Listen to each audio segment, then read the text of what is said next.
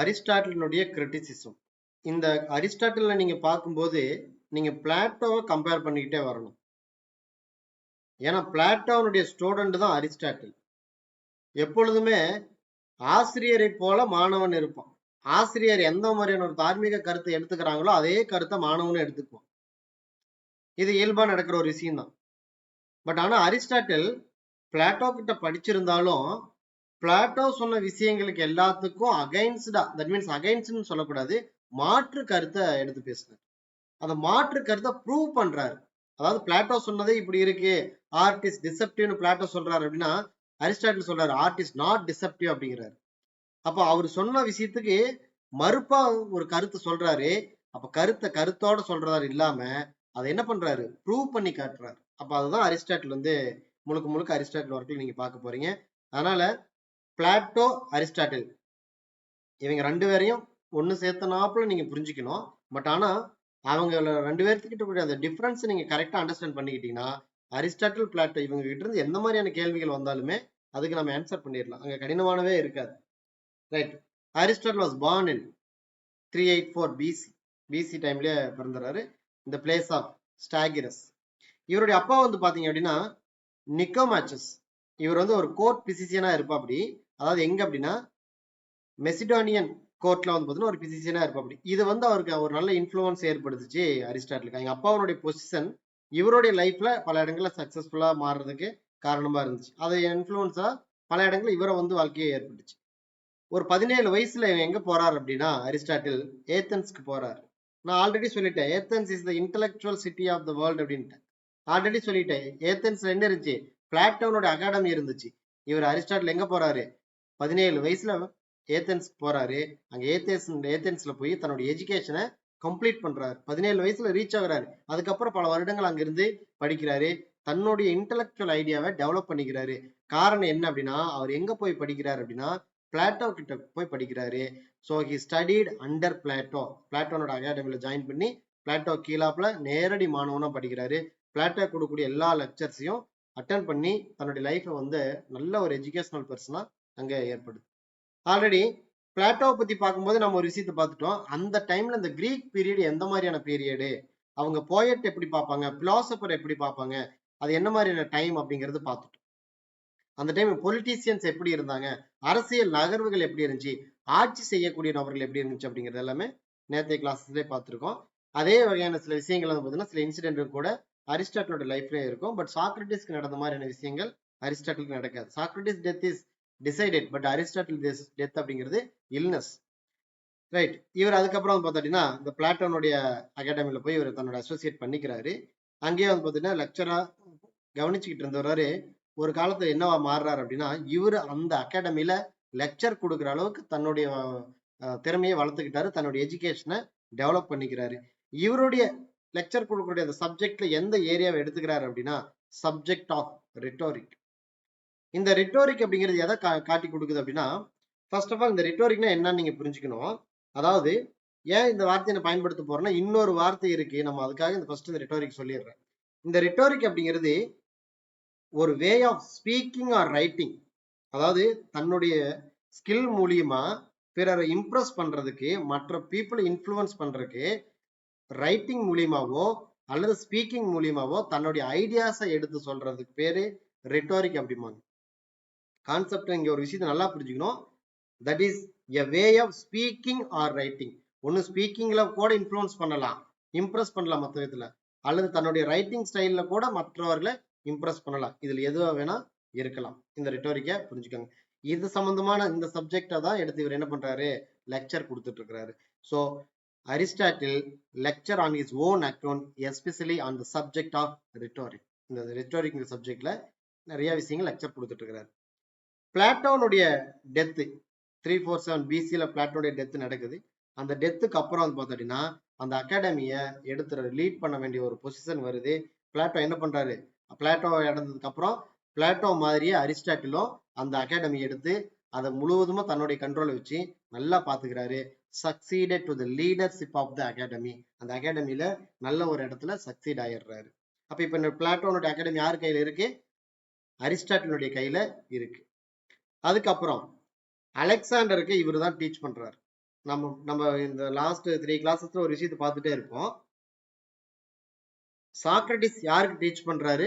பிளாட்டோவுக்கு teach பண்றாரு. Plato யாருக்கு teach பண்றாரு? அரிஸ்டாட்டிலுக்கு டீச் பண்றாரு. அரிஸ்டாட்டில் யாருக்கு டீச் பண்றாரு? அலெக்சாண்டருக்கு டீச் பண்றாரு. இப்ப அலெக்சாண்டரை தவிர்த்த மீதி 3 நபர்களும் பார்த்தீங்கன்னா ஒரு பெஸ்ட் பிலாசபர்னு சொல்லுவோம். But Alexander is not a philosopher அப்படிங்கறத நீங்க புரிஞ்சுக்கணும். ரைட். ஒரு கிட்டத்தட்ட he became the tutor of the 13-year old Alexander. 13 வயசு இருக்கக்கூடிய போது அலெக்சாண்டர் வந்து பார்த்தீங்கன்னா இவர் அரிஸ்டாட்டில் வந்து சேர்றாரு. இந்த அகாடமியில இருந்துட்டு நிறைய விஷயங்களை கத்துக்கிறாரு. பின்னால வந்து ஒரு கான்குரரா ஆயிடுறாரு அலெக்சாண்டர். ரைட். இந்த இது வந்து பார்த்தீங்கன்னா உங்களுக்கு புரிதலுக்காக ஏற்படுத்தியிருக்கேன். இந்த யார் யாருக்கான ஸ்டூடெண்ட் அப்படிங்கறத தெரிஞ்சுக்கிறதுக்கு இது உங்களுக்கு பெஸ்டா இருக்கும். இந்த வகையில பார்த்தோம் அப்படின்னா ரைட், இங்க ஒவ்வொருத்தரும் யாருக்கு டியூட்டர் அப்படிங்கறது காட்டுறதுக்காக இந்த இது கொடுத்துருக்கேன். சாக்ரட்டிஸ் கிட்ட படிச்சது யாரு? பிளாட்டோ. பிளாட்டோ கிட்ட படிச்சது யாரு? அரிஸ்டாட்டில். அரிஸ்டாட்டில் கிட்ட படிச்சது அலெக்சாண்டர். இந்த இது வந்து பாத்தீங்கன்னா டிசெண்டிங் ஆர்டர்ல இருக்கு. அதனால அந்த எஸ் அப்படிங்கிற லெட்டர்ல இருந்து எல்லா ஃபர்ஸ்ட் லெட்டரையும் வந்து பாத்தீங்கன்னா அந்த இதை நான் உங்களுக்கு மார்க் பண்ணி காட்டியிருக்கேன். சாக்ரட்டிஸினுடைய ஸ்டூடெண்ட் பிளாட்டோன் ஈஸியா சொல்லிடலாம். பிளாட்டோனுடைய ஸ்டூடெண்ட் அரிஸ்டாட்டில். ஏன்னா 2 பேருமே அரிஸ்டாட்டில், இன்னொருத்தர் வந்து பாத்தீங்கன்னா அலெக்சாண்டர். 2 பேர்த்தினுடைய லெட்டரும் 7 இருக்கு. பட் ஆனா இந்த நீங்க இந்த டிக்ஷனரி மோட்ல எடுத்து பாத்தீங்க அப்படின்னா எல்லாமே டிசெண்டிங். எஸ்க்கு அப்ப கீழே பி, பி கீழே ஏன்னு இருக்கு. ARAL அப்படிங்கறது புரிஞ்சுக்கலாம். அலெக்சாண்டர் தன்னுடைய கிங்ஷிப்புக்கு போனதுக்கு அப்புறம் அரிஸ்டாட்டில் ரிட்டர்ன் டு ஏதென்ஸ். அதுக்கப்புறம் இவர் என்ன பண்றாரு அப்படின்னா பல இடங்கள்ல வந்து பாத்தீங்கன்னா அரிஸ்டாட்டில் வந்து இந்த பிளாட்டோனிக் ஸ்கூலை நல்லா டெவலப் பண்ணிட்டு போயிட்டு he found the school that is called Platonic school. இந்த பிளாட்டோனிக் ஸ்கூலை ஃப்ளாரிஷ் பண்றதுக்கு முக்கியமானது இன்னொரு நபர் யார் அப்படின்னா ஜெனோக்ராட்ஸ். ஜெனோக்ராட்ஸோட சேர்ந்து இந்த பிளாட்டோனிக் ஸ்கூலை வந்து நல்லா டெவலப் பண்ணி எடுத்துட்டு போறாங்க. இந்த பிளாட்டோனியஸ்ல இருக்கக்கூடிய டாமினண்டான பிலாசபி அப்படிங்கிறதுல இந்த பிளாட்டோனியஸ்ம்னே சொல்லலாம். அதாவது ஏத்தென்ஸ்ல இருந்த டாமினன்ட் பிலாசபி எது அப்படின்னா இந்த பிளாட்டோனியசம். அப்ப பிளாட்டோவை ஃபாலோ பண்ணி வந்த நபர்கள் எல்லாருமே பிளாட்டோட ஐடியாலஜி எடுத்துட்டு நிறைய விஷயத்த எல்லாத்துக்கும் வெளியில எடுத்து காட்ட ஆரம்பிச்சுட்டு இருந்தாங்க. அந்த ஐடியாலஜி தான் பிளாட்டோனிசம் அப்படின்னு சொல்லுவாங்க. அதுக்கப்புறம் he set up his own school at the place. எங்க அப்படின்னா லைசியம். இப்ப லைசியத்துல இவர் என்ன பண்றாரு அப்படின்னா ஒரு ஓன் ஸ்கூலை செட்டப் பண்ணிடுறாரு. லைசியத்துல டீச் பண்ணிட்டு இருக்கும்போது அவருக்கு ஒரு கைண்ட் ஆஃப் ஹேபிட் இருக்கு. இந்த இடம் கொஞ்சம் இம்பார்ட்டன்டான இடம், கொஞ்சம் அண்டர்ஸ்டாண்ட் பண்ணிக்கோங்க. இதுக்கு முன்னால வரைக்கும் இருக்கிறதெல்லாம் பார்த்தீங்கன்னா ஒரு மைனரான ஒரு ஏரியா தான். அதாவது அரிஸ்டாட்டில இருந்து கேள்வி கேட்கணும் அப்படின்னா அதுல கேட்கறதுக்கு பல இடங்கள் இருக்கு. அதெல்லாம் இவ்வளவு நேரம் பார்த்ததெல்லாம் ஒரு மைனரான ஏரியா. அதுல ஒரு முக்கியமானது வந்து பார்த்தோம்னா அந்த பிளாட்டோனுடைய ஸ்கூலை பத்தி பேஸ் பண்ணி சில விஷயங்கள் வேணா அரிஸ்டாட்டில் இது வரைக்கும் நடத்தினதுல கேட்கலாம். இனி வரக்கூடியதெல்லாம் பார்த்தீங்கன்னா சில ஐடியாலஜி பேஸ் பண்ணி இருக்கும். ரைட். இவரு லைசியத்துல வந்து பார்த்தீங்கன்னா ஒரு ஸ்கூலை வந்து ரன் பண்ண ஆரம்பிச்சிட்டாரு. லைசியத்துல டீச் பண்ணிட்டு இருக்கும்போது இவர் என்ன பண்ணுவார்னா நடந்துகிட்டே டீச் பண்ணுவார். டிஸ்கோர்ஸ் டிஸ்கோர்ஸ் பண்ணும்போது என்ன பண்ணுவார், ஹேபிட் ஆஃப் வாக்கிங் அப்படிங்கிறது இவர்கிட்ட இருந்துச்சு. நடந்துகிட்டே போவார். சிலர் எல்லாம் பார்த்துருப்பீங்க டீச் பண்ணும்போது பார்த்தீங்கன்னா சிலர் வந்து அந்த பிளாக் போர்டுக்கு முன்னால் இருந்துகிட்டு அப்படியே வாக்கிங் ஸ்டைல்லே டீச் பண்ணிட்டு இருப்போம். அப்படி அந்த மாதிரி தான் அரிஸ்டாட்டிலுக்கு ஒரு ஹேபிட் இருந்துச்சு. இவருடைய ஃபாலோவர்ஸ் எல்லாம் இது என்னங்கிற ஒரு வார்த்தையில சொல்றாங்க அப்படின்னா பெரிபெபட்டிஸ் அப்படிங்கிற ஒரு வார்த்தையில அது சொல்லியிருப்பாங்க. அதனுடைய மீனிங் அப்படின்னா டு வாக் அபவுட், நடந்துகிட்டே டீச் பண்றதே சொல்லுவாங்க. அதனால ஃபாலோவர்ஸ் எல்லாம் அதுக்கு ஒரு நேமை வச்சிருந்தாங்க. ரைட். அவ்வளவுதான். அதுக்கப்புறம் 2 கைண்ட் ஆஃப் லெக்சர்ஸ் இவர்கிட்ட இருந்திருக்கு. இவரே சொல்லியிருக்காரு 2 கைண்ட் ஆஃப் லெக்சர்ஸ் பத்தி. இதுல வந்து பார்த்தோம்னா ஒரு கைண்ட் ஆஃப் லெக்சர்ஸ்ல அட்வான்ஸ்டு ஸ்டூடெண்ட்ஸ் இருப்பாங்க. அந்த அட்வான்ஸ் ஸ்டூடெண்ட்ஸ்க்கு இவர் என்ன பண்ணுவார் அப்படின்னா மார்னிங் டைம்ல டீடைல்டான டிஸ்கஷன்ஸ் டீடைல்டு லெக்சர்ஸ் கொடுப்பாங்க. அதுக்கப்புறம் பார்த்தீங்கன்னா ஈவினிங் டைம்ல சம் பாப்புலர் டிஸ்கோர்ஸ், சம் பாப்புலரான சில விஷயத்த பேசுவாரு. பட் இந்த ஈவினிங் டைம்ல யார் வருவாங்க அப்படின்னா யாருக்கெல்லாம் இந்த நாலேஜ் டெவலப் பண்ணிக்கணும்னு சொல்லி ஆசை இருக்குதோ இவங்கெல்லாம் பார்த்தீங்கன்னா ஒரு மேலோட்டமான நபர்கள். தன்னோட நாலேஜ் எப்பவுமே நம்ம எல்லா விஷயத்தையும் கத்துக்கிட்டுட்டா அப்படின்னு நினைக்கிற மாதிரி சில நபர்கள் இருப்பாங்க இல்லையா, அந்த மாதிரியான நபர்களால ஈவினிங் டைம்ல வருவாங்க. அவங்களுக்கு தகுந்த மாதிரி சில பாப்புலர் டிஸ்கோர்சஸ் கொடுப்போம். அவங்களுக்கு பிடிச்ச மாதிரியான சில விஷயத்த கான்செப்ட பேசுவாரு ஈவினிங் டைம்ல. பட் ஆனா மார்னிங் டைம்ல டீடைல்டான சில விஷயத்த டிஸ்கஸ் பண்ணுவாரு. ஏன்னா அவங்க எல்லாருமே அட்வான்ஸ்டு ஸ்டூடெண்ட்ஸா இருப்பாங்க. ரைட். அதுக்கு அடுத்தது அலெக்சாண்டருடைய டெத்து 323 BCல நடக்குது. அப்ப நடந்த உடனே இவருக்கு என்ன தோணுது அப்படின்னா இனி நம்ம வந்து பார்த்தோம்னா இங்க வந்து நமக்கு சரியான ஒரு இடம் இது இல்லை. அதனால இவர் என்ன பண்றாரு, இவரு வேற ஒரு சிட்டியை நோக்கி பயணிக்கிறார். என்ன அப்படின்னா அலெக்சாண்டர் இருந்த வரைக்கும் இவருக்கு ஒரு பாதுகாப்பு இருக்கும். அப்ப அலெக்சாண்டருக்கு பின்னால வரும்போது அங்க பிலாசபருக்கு ஒரு அச்சுறுத்தல் எப்பொழுது இருந்துட்டே இருந்துச்சு. அது காரணம் என்ன போதுன்னா, நீங்க சாக்ரட்டிஸ்ல இருந்தே பார்க்கலாம். சாக்ரட்டிஸ்னுடைய அவர் கொடுத்த சில விஷயங்கள் எல்லாம் அங்க இருந்த ஆட்சியாளர்களுக்கு அகைன்ஸ்டா இருந்துச்சு. அதனால ஆட்சியாளர்கள் ஒரு பர்டிகுலர் நபர்கள் ஆட்சிக்கு வந்த உடனே சாக்ரட்டிஸை பிடிச்சி ரொம்ப சித்திரவதை பண்ணினாங்க. அதே மாதிரி அரிஸ்டாட்டில் அந்த விஷயத்தை உணர்ந்து இருக்கிறதுனால இவருக்கு அது மாதிரி நிலைமை வர வாய்ப்பு இருக்கிறது தெரிஞ்சுக்கிட்டு என்ன பண்றாரு, வேற ஒரு சிட்டிக்கு போறாரு. அது சால்சிஸ். இப்ப நம்ம ஆல்ரெடி 3 சிட்டி அடிக்கடி பார்த்துட்டு இருக்கோம். ஒன்னு ஏதென்ஸ், இன்னொன்னு லைசியம், இன்னொன்னு 3வது சிட்டி சால்சிஸ். இந்த 3 இடங்கள்லயும் இவர் இருந்திருக்கிறாரு அப்படிங்கறத புரிஞ்சுக்கணும். அங்க வந்துட்டு சார்ல்ஸ் வந்துட்டு இவர் என்ன சொல்லுவார் அப்படின்னா, இந்த ஏத்தன் பீப்புளுக்கு இன்னொரு நல்ல ஒரு சான்ஸ் கிடைக்க போகிறதே இல்லை. பிலாசபி பத்தின சில விஷயத்த கத்துக்கிறதுக்கு இனி நல்ல ஒரு சான்ஸ் கிடைக்க போறது இல்ல. சாக்ரட்டிஸ் முடிஞ்ச டைம்லயே எல்லாமே முடிஞ்சிருச்சு அப்படின்னு சொல்லி இவர் பாத்தீங்கன்னா ஒரு கோட் அவர் அங்கிருந்து லீவ் ஆனதுக்கு அப்புறம் சொல்லுவாரு. இந்த சார்ல்ஸஸ்க்கு ஒரு 1 இயர் தான் இருக்கும். ஒரு முதல் ஆண்டுலயே பாத்தீங்கன்னா சார்ல்ஸ் இருக்கும் போதே பாத்தீங்கன்னா இவர் 322 பிசில இறந்துடுறாரு. அலெக்சாண்டர் இறந்து நெக்ஸ்ட் இயர்ல அரிஸ்டாட்டிலும் இறந்துடுறாரு. இவர் இறந்ததுக்கு காரணம் என்னன்னா ஸ்டொமக் இல்னஸ்னால இறந்துடுறாரு. ரைட். இதெல்லாம் பார்த்தோம்னா அரிஸ்டாட்டிலுடைய தன்னுடைய லைஃப்ல நடந்த சில விஷயங்களை பேசியிருக்கோம். அந்த கண்டென்ட் எல்லாம் பார்த்துருக்கோம். ஸோ லைஃப்பை பொறுத்த வரைக்கும் இந்த அளவு போதுமானது. இனி வரக்கூடிய வகையில் பார்த்தோம்னா அரிஸ்டாட்டில் அவருடைய தேரம் கிரிட்டிசிசம் அப்படிங்கிறதுலாம் என்னென்ன இருக்கு, அவர் ஆர்ட்டை எப்படி பார்த்தாரு, பிளாட்டோக்கு அகைன்ஸ்டா எங்கெங்கெல்லாம் இருந்தாரு அப்படிங்கிற விஷயங்கள் எல்லாத்தையும் இனி நம்ம பார்க்கலாம். ஃபர்ஸ்ட் அவருடைய முக்கியமான ஆகச்சிறந்த ஒரு இம்பார்ட்டன்டான ஒரு ஒர்க் அப்படின்னா தி போயட்டிக்ஸ். இந்த போயட்டிக்ஸ்ல என்னென்னலாம் இருக்கு, இதுல என்ன மாதிரி விஷயங்கள் ஃபர்ஸ்ட் பேசியிருக்கிறார் அப்படிங்கிற ஒரு இனிஷியலான சில விஷயங்களை இங்க பார்ப்போம். அரிஸ்டாட்டில் பொறுத்த வரைக்கும் the first scientific critic. Plato என்ன பண்றாரு, இமிட்டேஷனை பயன்படுத்துறாரு. The first person who use the imitation in the poetry. போயட்ரிங்கிறது இமிட்டேஷன் சொல்றது பிளாட்டோ. அரிஸ்டாட்டில் இவர் ஒரு கிரிட்டிக். அதுவும் எந்த மாதிரியான கிரிட்டிக், சயின்டிபிக் கிரிட்டிக்னு சொல்லலாம். இந்த லிட்டரரி கிரிட்டிசிசத்துல இருக்கிற ஒரு ஃபர்ஸ்ட் சயின்டிபிக் கிரிட்டிக் யார் அப்படின்னா அரிஸ்டாட்டில். அதுக்கான முக்கியமான சில விஷயத்தை எங்க பார்க்க முடியும் அப்படின்னா அவருடைய ஒர்க் போயட்டிக்ஸ்ல பார்க்க முடியும். இந்த போயட்டிக்ஸ் அப்படிங்கிறது மொத்தம் 26 சாப்டர்ஸ் இருக்கு. இந்த 26 சாப்டர்ஸ் எப்படி சொல்லலாம் அப்படின்னா the poetic is a short treatise of 26 chapters அப்படிம்பாங்க. நான் முன்னாடியே ஒரு வார்த்தை சொன்னேன், ரிட்டோரிக். ரிட்டோரிக் அப்படிங்கிறது என்ன, that is a way of speaking or writing. ஒன்னு ஸ்பீக்கிங்லயோ அல்லது ரைட்டிங் மூலியமாவோ மற்றவர்களை இம்ப்ரெஸ் பண்றது அல்லது இன்ஃப்ளூயன்ஸ் பண்றத ரிட்டோரிக் அப்படிம்போம். இந்த ட்ரீட்டைஸ் அப்படிங்கிறது என்ன அப்படின்னா எ ஃபார்மல் பீஸ் ஆஃப் ரைட்டிங். இங்க ஸ்பீக்கிங் கிடையாது, ரைட்டிங் மட்டும்தான். அது எந்த மாதிரி ஃபார்முலான ரைட்டிங்கா இருக்கும். அப்போ ஒரு ஃபார்முலான ஒரு ரைட்டிங் எழுதின ஒர்க் தான் த போயட்டிக்ஸ். நீங்க பிளாட்டோனுடைய ஒர்க் எல்லாம் எப்படி இருக்கும் அப்படின்னா டயலாக் ஃபார்ம்ல இருக்கும். யாரோ 2 பேர் பேசிக்கிற மாதிரியான விஷயங்கள் யூஸ் பண்ணிருப்போம். அப்படி அதுக்கான ஒரு எக்ஸாம்பிள் சொல்லிட்டு ஜான் ட்ரைடனுடைய ஒர்க் சொன்னேன். என் எஸ்ஸே ஆஃப் டிராமட்டிக் போயசியை ஒரு பெஸ்ட் எக்ஸாம்பிளா சொன்னேன். அதே மாதிரிதான் பிளாட்டோனுடைய ஒர்க் எல்லாமே டயலக்டிக் ஃபார்ம்ல தான் இருக்கும். இவருடைய ஒர்க்ல பார்த்துட்டா அந்த ரிட்டன் ஸ்கிரிப்ட்ல ஒரு இம்பார்ட்டன்ஸை கொடுக்க ஆரம்பிச்சிருப்பா அப்படி அரிஸ்டாட்டில்.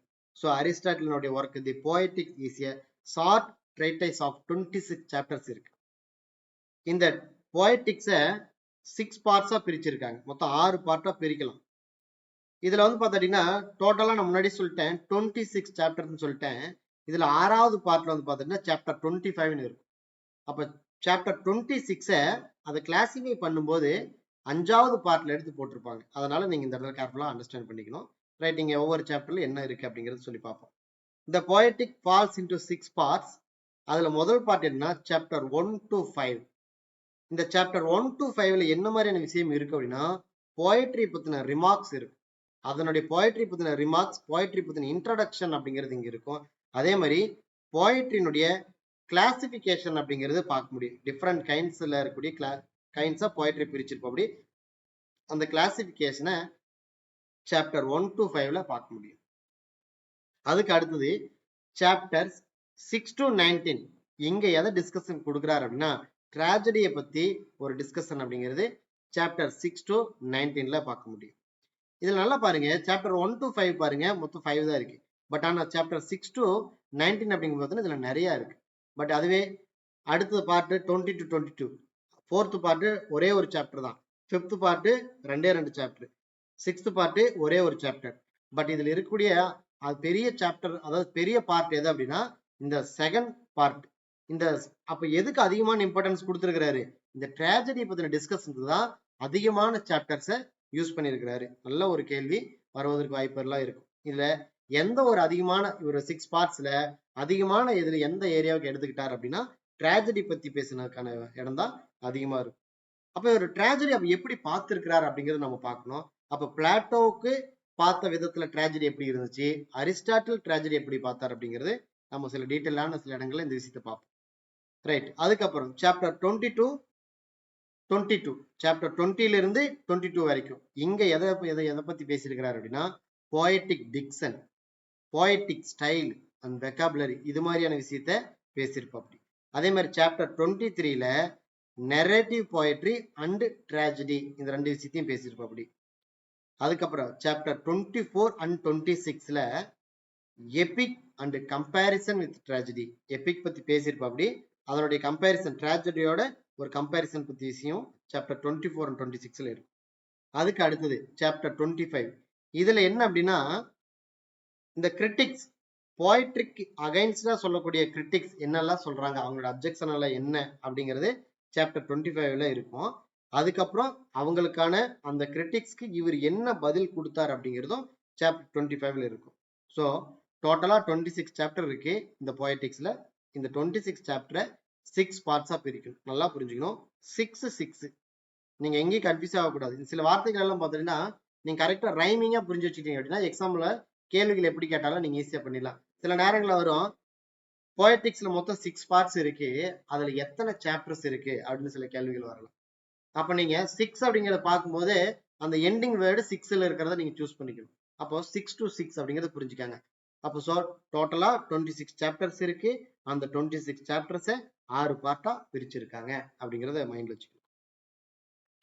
அதுக்கப்புறம் இந்த போயட்டிக்ஸ்ல டிஃபெக்ட்ஸ்னால என்ன இருக்கு அப்படிங்கறத சொல்லி பார்க்கலாம். அதாவது இதுல சில குறைபாடு அப்படின்னு சொல்லி பார்த்தோம் அப்படின்னா என்ன நல்லா அப்படின்னு சொல்லி ஒரு லிஸ்ட் அவுட் இருக்கு. இத கொஞ்சம் என்ன அப்படின்னு சொல்லி பார்ப்போம். இது என்ன அப்படின்னா ஒரு டிஸ்ப்ராப்பர்னேட்டே இல்லை. இந்த சப்ஜெக்டை ஹேண்டில் பண்ணது வந்து ஒரு டிஸ்ப்ராப்பர்னேட்டா இருக்கு. சரி, இதுல எப்படி இருக்கு அப்படின்னு இந்த சப்ஜெக்ட் ஹேண்டில் பண்ணது ஒரு டிஸ்ப்ராப்பர்னேட்டா இருக்கு. அதுக்கப்புறம் எல்லாம் பாருங்க எல்லா சென்டென்ஸும் நெகட்டிவ் சென்டென்ஸாவே இருக்கும். இதுல என்ன இல்லை அப்படின்னா லிரிக் போயட்ரி இல்ல. லிரிக் போயட்ரி பத்தி இக்னோர் பண்ணிட்டாங்க. இவங்க போயட்ரி பத்தி பேசியிருக்காங்க, நெரேட்டிவ் போயட்ரி பத்தி பேசியிருக்காங்க, ட்ராஜடி பத்தி கூட பேசியிருக்காங்க. அப்ப இங்க என்ன இல்ல, லிரிக் போயட்ரி பத்தி பேசல. பிளாட்டோ ஒரு இடத்துல சொல்லியிருப்பா அப்படி லிரிக் போயட்ரி கொஞ்சம் உயர்வா பேசியிருப்பா. அப்படி மற்றது கம்பேர் பண்ணும்போது இதுல வராது. ஒரு லிஸ்ட் அவுட் நம்ம நேற்று பார்க்கும்போதே பார்த்தோம். இந்த லிரிக் போயட்ரி அப்படிங்கிறது அது நெரேட்டிவ்ல இருக்கு, அதுல பொய் அப்படிங்கிறது இருக்காது அப்படிங்கிற விஷயத்த பிளாட்டோ பேசியிருப்பா. அப்படி ரைட். பட் ஆனா அரிஸ்டாட்டில் என்ன பண்ணிக்கிறாரு, லிரிக் போயட்ரி பத்தியே இந்த போயட்டிக்ஸ் அப்படிங்கிற ஒர்க்ல பேசல. அதுக்கப்புறம் டிஸ்கிரிப்டிவ் போயட்ரி பத்தியும் இங்க பேசல. இந்த போயட்டிக்ஸ்ல டிஸ்கிரிப்டிவ் போயட்ரி இல்ல, லிரிக் போயட்ரி இல்ல. அதுக்கப்புறம் இந்த எபிக் அண்ட் காமெடி பத்தி டீடைல்டா எதுவுமே பேசல. ட்ராஜடி பத்தி எப்படி பேசியிருக்கிறாரு, all aspects of tragedy are not touch upon. அவன் ட்ராஜடி பத்தி நிறைய பேசியிருந்தாலுமே எல்லா ஆஸ்பெக்ட்ஸ் ஆஃப் ட்ராஜடி பத்தியும் டச் பண்ணல. அதே மாதிரி காமெடி அண்ட் எபிக் பத்தி டீடைல்டா எலாபரேட்டடா இல்ல அப்படிங்கிற ஒரு விஷயத்தையும் இங்க நீங்க புரிஞ்சுக்கணும். நல்ல ஒரு பாயிண்ட். ட்ராஜடிக்கு அதிகமான சாப்டர்ஸ் இருக்கு, ஆனா அப்படி இருந்தாலுமே எல்லா ஆஸ்பெக்டும் இவர் டச் பண்ணல அப்படிங்கிற ஒரு பாயிண்ட். அதே மாதிரி காமெடி அண்ட் எபிக்கு நாட் எலாபரேட்டட், டீடைலா அதை எலாபரேட் பண்ணல அப்படிங்கறத நீங்க புரிஞ்சுக்கணும். அப்புறம் இது எப்படி இருக்குன்னா ஹைலி கான்சன்ட்ரேட்டட் ஸ்டைல். இவர் என்ன பண்ணிக்கிறார் இந்த போயட்டிக்ஸ்ல ஸ்டைலுக்கு தான் அதிகமான ஒரு கான்சன்ட்ரேஷனை கொடுத்திருக்கிறார் அப்படிங்கறத நீங்க புரிஞ்சுக்கணும். இதெல்லாம் போயட்டிக்ஸ்ங்கிற ஒர்க்ல இருக்கக்கூடிய டிஃபெக்ட்ஸ். அதுக்கு அடுத்தது கிரேட்னஸ். அப்ப அதுல ஒரு டிஸ்அட்வான்டேஜ் பார்த்தோம். அப்ப போயட்டிக்ஸ்ல இருக்கக்கூடிய அட்வான்டேஜஸ் என்ன அப்படின்னு சொல்லி பார்ப்போம். அப்ப போயட்டிக்ஸ்ல கண்டிப்பா அட்வான்டேஜ் அப்படிங்கிறது இருக்கு. ஏன்னா போயட்டிக்ஸ் அப்படிங்கிறது வெரி மோஸ்ட் ஃபெமிலியரான ஒரு ஒர்க்கு. அவரோட கிரிட்டிசிஸ் அப்படின்னு அவர் ஒரு கிரிட்டிக் அப்படிங்கறது காட்டுறதுக்கு இது ஒரு பெஸ்டான ஒர்க். அதனாலதான் ஃபர்ஸ்ட் சயின்டிபிக் கிரிட்டிக் அப்படிங்கிற நேமே இந்த போயட்டிக்ஸ்ல இருந்து வருது. அப்ப இதனுடைய கிரேட்னஸ் எல்லாம் என்ன அப்படிங்கறது பார்ப்போம். இந்த கிரேட்னஸ் பொறுத்த வரைக்கும் சொல்றதுக்கு முன்னால இந்த போயட்டிக் என்ன பண்ணிருக்குன்னா ஒரு எபோக் மேக்கிங்கா இருந்திருக்கு. ஒரு பெரிய ஒரு இடத்த ஆக்குபை பண்ணிருக்கு. யூனிவர்சல் சிக்னிபிகன்ஸை இது ஏற்படுத்தியிருக்கு. இந்த பொயட்டிக்ஸ் அப்படிங்கிறது. எப்படி நீங்க திருக்குறளை எடுத்து பார்த்தோம் அப்படின்னா அது இந்த உலகம் முழுக்க எல்லாரும் போற்றக்கூடிய ஒரு நூலா இருக்கோ, பல்வேறுபட்ட மொழிகள் அது மொழிபெயர்க்கப்பட்டதோ, அதே மாதிரிதான் இந்த பொயட்டிக்ஸ் அப்படிங்கிறது ஒரு யூனிவர்சல் சிக்னிபிகன்ஸ். ஏன் இந்த பொயட்டிக்ஸையும் நான் திருக்குறளையும் கம்பேர் பண்றேன் அப்படின்னா, இந்த திருக்குறளை எந்த காலத்துக்கு படிச்சாலும் அது பொருந்தும். அதுல இருக்கிற கருத்துக்கள் எப்பொழுதுமே மாறாது. கற்கே நன்றே கற்கே நன்றே பிச்சை புகினும் கற்கே நன்றே அப்படிங்கிறதுதான். இது எப்பேற்பட்ட காலத்துக்கு பொருந்தும். தீயினால் சுட்ட புண் உள்ளாரும் மாறாதே நாவினால் சுட்டவடு. இதே வார்த்தை தான் இனி இன்னொரு 20 வருஷத்துக்கு அப்புறம் எடுத்து பார்த்தாலும் இருக்கும் மேபி. இது வேற எந்த ஒரு மொழியை எடுத்து படிச்சாலும் அது பொருத்தமானதா இருக்கு. அப்ப யூனிவர்சல் சிக்னிபிகன்ஸ். அவன் நம்ம தமிழ் கல்ச்சரே இல்லாதவன் எடுத்து படிச்சாலும் அந்த திருக்குறள் எப்படி இருக்கும், ஆமாண்டா அவன் சொல்றது கரெக்டா அப்படின்னு அதை ஏத்துக்கிற மாதிரி இருக்கு. அதே மாதிரி அந்த பொயட்டிக்ஸும் ஒரு யூனிவர்சல் சிக்னிபிகன்ஸோட இருக்கு. ரைட். இங்க அரிஸ்டாட்டில் என்ன பண்றாரு அப்படிங்கிற விஷயத்த ஒவ்வொன்றா பார்ப்போம். அதுல கிரேட்னஸ்ல என்ன, ஏன் அரிஸ்டாட்டிலுடைய பொயட்டிக்ஸை கிரேட்டஸ்ட் சொல்றோம் அப்படிங்கிறது பார்ப்போம். இவரு எதை டிஸ்கார்ட் பண்றாரு அப்படின்னா, தவிர்க்கிறார் அப்படின்னா, இந்த ஆரோக்குலர் மெத்தடை தவிர்க்கிறது. இந்த ஆரோக்குலர் மெத்தட் அப்படிங்கிறது என்ன அப்படின்னா, பேச்சுல சொல்றது, ஸ்பீக்கிங்ல மட்டும் இருக்கிறது ஆரோக்குலர் மெத்தடு. அப்ப இவர் ஆல்ரெடி சொல்லிட்டாரு, இவர் எழுதுறத ட்ராக்டைஸ் தான், ரைட்டிங்ல தான் இம்பார்ட்டன்ஸ் கொடுக்குறாரு. அதனால இவர் என்ன பண்றாரு, கண்டிப்பா இதுல ஆரோக்குலர் ஒரு டயலக்டிக் ஃபார்ம் அப்படிங்கிறது இல்லாம, பேச்சு வழக்கு இல்லாம இந்த ஒர்க் இருக்கு. அதனால அது தட் இஸ் கிரேட்னஸ். அப்படி இருக்கிறதுனால இது என்ன ஆகுது அப்படின்னா, ஒருவேளை ஆரோக்குலர் மெத்தட்ல இருந்திருந்தா இது என்ன ஆயிருக்கும் அப்படின்னா, இதை படிக்கிறீங்களா என்ன சொல்லியிருப்பாங்க, இது ஒரு ப்ராப்பர்ட்டிக் இன்சைட்டா இருக்கும். அதாவது ஏதோ ஒரு விஷயம் மேபி ஹேப்பன் அப்படின்னு சொல்றதுதான். ப்ராப்பர்ட்டிக்னால என்ன, ஹிஸ்டரிக்கும் ப்ராப்பர்ட்டிக்கும் அரிஸ்டாட்டில் நல்லா டெஃபினேஷன் கொடுத்துப்போம். அப்படி ஹிஸ்டரி அப்படிங்கிறது பர்டிகுலர் டைம்ல நடந்த ஒரு விஷயம். பட் ஆனா இந்த ப்ராப்பர்ட் அப்படிங்கிறது எப்படி சொல்லலாம் அப்படின்னா, அதாவது போயட் அப்படிங்கிற போயட்ரி பத்தி சொல்லும்போது சொல்லுவாரு, இந்த போயட்ரிங்கிறது என்ன மேபி எப்படி இருக்கலாம் அப்படின்னா, மேபி நடக்கலாம் அப்படிங்கிற மாதிரிதான் இருக்கு. அதே மாதிரிதான் இந்த ப்ராப்பர்ட் அப்படிங்கிறது என்ன, 100% ஷூரிட்டா எதை விஷயம் சொல்ல முடியாது, maybe it happen in future அப்படிங்கிற சொல்லும் இல்லையா. அந்த மாதிரி ஒருவேளை இவர் போயட்டிக்ஸ்ல நல்ல ஒரு பேச்சு மொழியில கொண்டு போயிருந்தா என்ன இருக்கும், அது ஒரு ப்ராப்பர்ட்டிக் மெத்தட்ல போயிருக்கும். அதை தவிர்த்ததுனால இது வந்து பாத்தீங்கன்னா இன்னைக்கும் பேசக்கூடிய ஒரு விஷயமா இருக்கு, ஸ்ட்ராங்கா இருக்கு. ஸோ இது போயட்டிக்ஸோட கிரேட்னஸ். பிளாட்டோ என்ன மெத்தட் யூஸ் பண்ணியிருந்தாரு, டயலக்டிக் மெத்தட் யூஸ் பண்ணியிருந்தாரு. Use of dialogue and discussion அப்படிங்கிறது இருக்கும். இதுல வந்து பார்த்தீங்கன்னா அந்த மெத்தட்ல இருந்து இல்லை.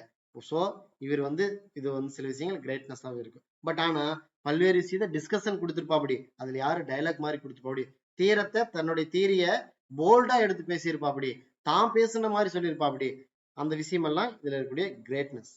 ரைட். அதுக்கு அடுத்தது இவரு எப்படி இந்த போயட்டிக் ஸ்டார்ட் பண்றாரு அப்படின்னா, கான்கிரீட் ஃபேக்ட்ஸ் சொன்னா அப்பா ஏத்துக்கலாம் அப்படிங்கிற மாதிரி சில ஃபேக்ட்ஸை பத்தி டீல் பண்றாரு. இது வந்து பாத்தீங்கன்னா கிரீக் போயட்ரிலேயே ஒரு முக்கியமான ஒரு கான்செப்டா நீங்க எடுத்துக்கணும். கான்கிரீட் ஃபேக்ட்ஸ் எடுத்து டீல் பண்றாரு. அதே மாதிரி genuine exploration in search of truth, ஒரு ட்ரூத் தேடி போகும்போது ஒரு ஜென்யூன் எக்ஸ்ப்ளரேஷன் அப்படிங்கறதை வெளிப்படுத்தியிருக்கிறார். இந்த ஏன் இந்த வார்த்தையை நீங்க புரிஞ்சுக்கணும் அப்படின்னா, நீங்க உங்களுக்கு ஒரு விஷயம் நல்லா புரியும். அதாவது இந்த ஸ்கூல்ல ஒர்க் பண்றீங்கலாம் பார்த்தீங்கன்னா வெளியில வந்து பார்த்தீங்கன்னா கேன்வாஸ்க்காக போவோம். அப்படி கேன்வாஸ்க்காக போகும்போது அந்த ஸ்கூலை பத்தி சில விஷயங்கள் பேசுவோம்.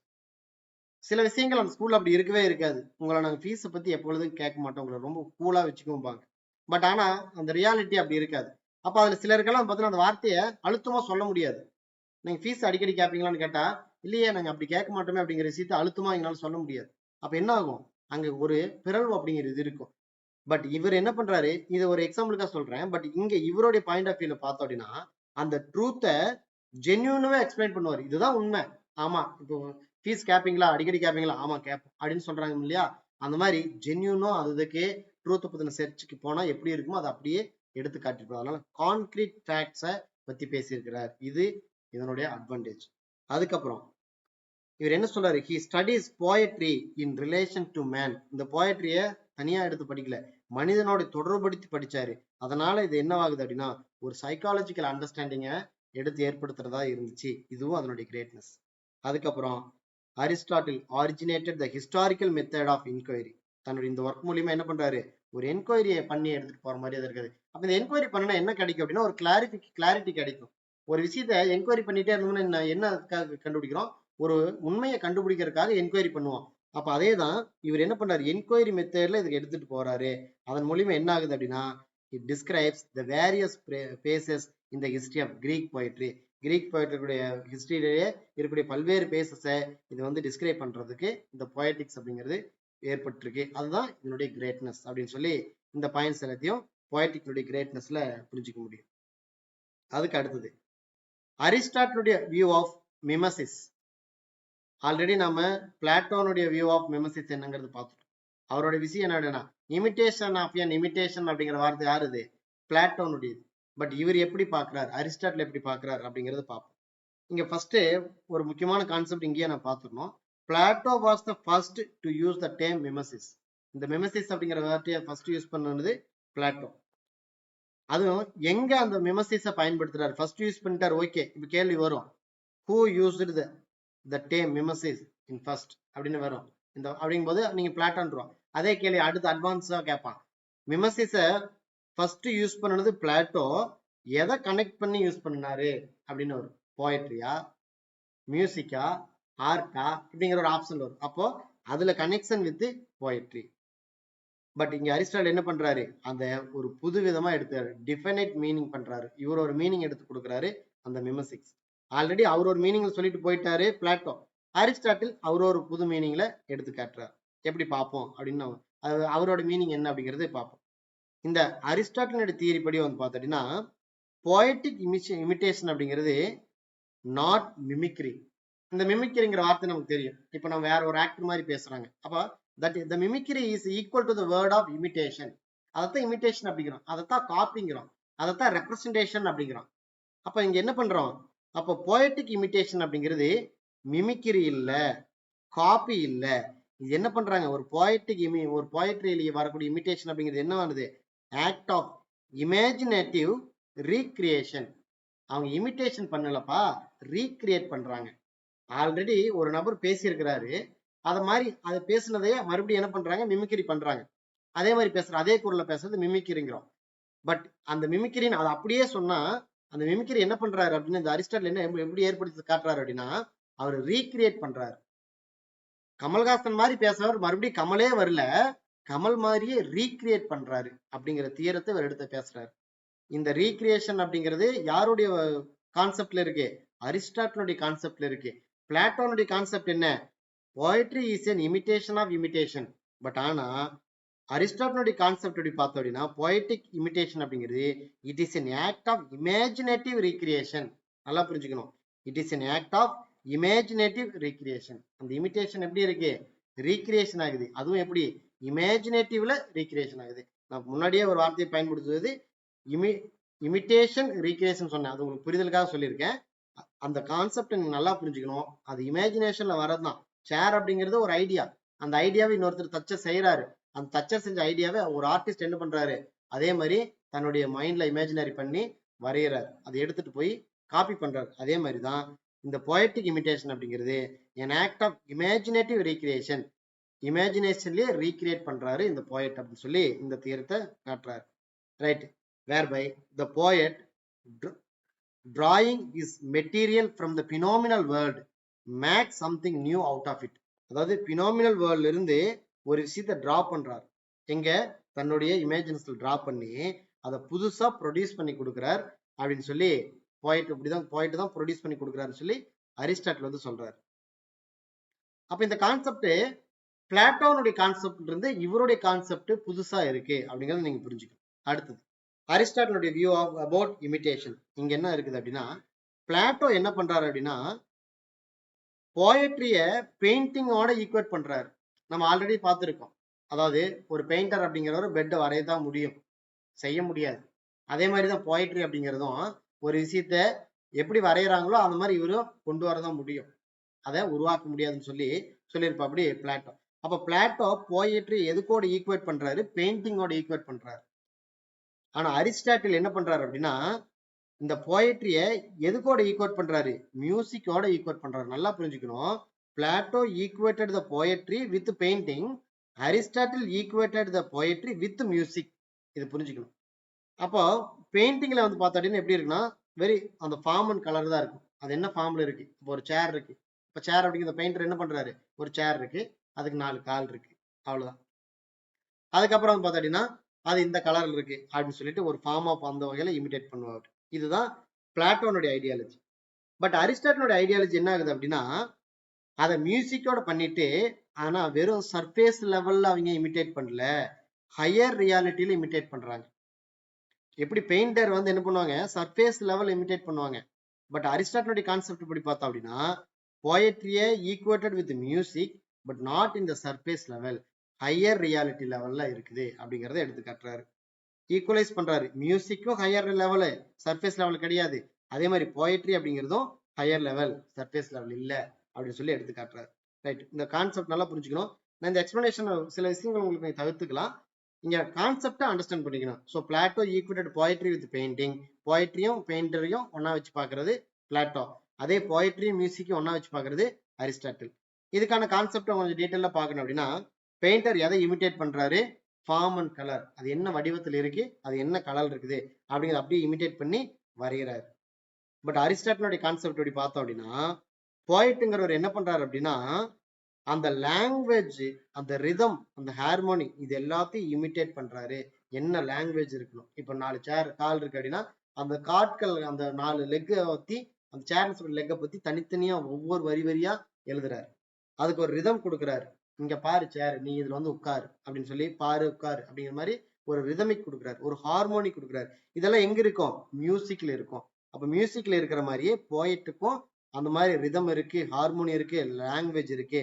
அதனால அதுல வெறும் ஃபார்ம் அண்ட் கலரை மட்டும் இமிட்டேட் பண்ணல, ஒரு போயட் அப்படிங்கிற ஒரு லாங்குவேஜ் இமிட்டேட் பண்றாரு, ரிதம் இமிட்டேட் பண்றாரு, ஹார்மோனி இமிட்டேட் பண்றாரு. எப்படி இந்த ஒரு மியூசிஷியன் எல்லா ரிதம் அண்ட் ஹார்மோனி இமிட்டேட் பண்றாரோ, அதே மாதிரி தான் போயட்டும் இது எல்லாத்தையும் இமிட்டேட் பண்றாருன்னு சொல்லி அரிஸ்டாட்டில் தன்னுடைய கான்செப்டை சொல்றாரு.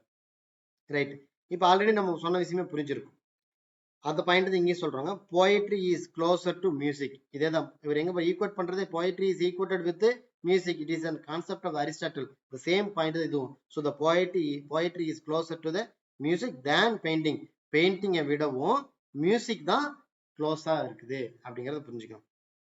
அதுக்கப்புறம் he also pointed, அதுக்கப்புறம் என்ன பாயிண்ட் பண்றாரு, டிஃப்ரெண்ட் கைண்ட்ஸ் ஆஃப் போயட்ரியை பத்தி பாயிண்ட் பண்றாரு. பட் அது எல்லாமே எப்படி இருக்கு, differ from one another in the manner of imitation. First இங்க என்ன பாயிண்ட் புரிஞ்சுக்கணும், இந்த போயட்ரியில நிறைய கைண்ட் இருக்குது. அப்போ ஒவ்வொரு கைண்டும் எப்படி வடிவமைச்சு இது இந்த கைண்ட் சார்ந்ததுன்னு எப்படி சொல்ல முடியும் அப்படின்னா, அதுல இருக்கக்கூடிய இமிட்டேஷன் பயன்படுத்தி இது டிஃப்ரெண்ட் கைண்ட்னு சொல்லி எடுத்து பாயிண்ட் பண்ணி காட்டுறாரு அரிஸ்டாட்டில். அதுக்கு அடுத்தது அரிஸ்டாட்டில் சொல்றாரு, objects of poetic imitation are men in action. இந்த கான்செப்ட் கொஞ்சம் புரிஞ்சுக்கணும், கேர்ஃபுல்லா அண்டர்ஸ்டாண்ட் பண்ணிக்கோங்க.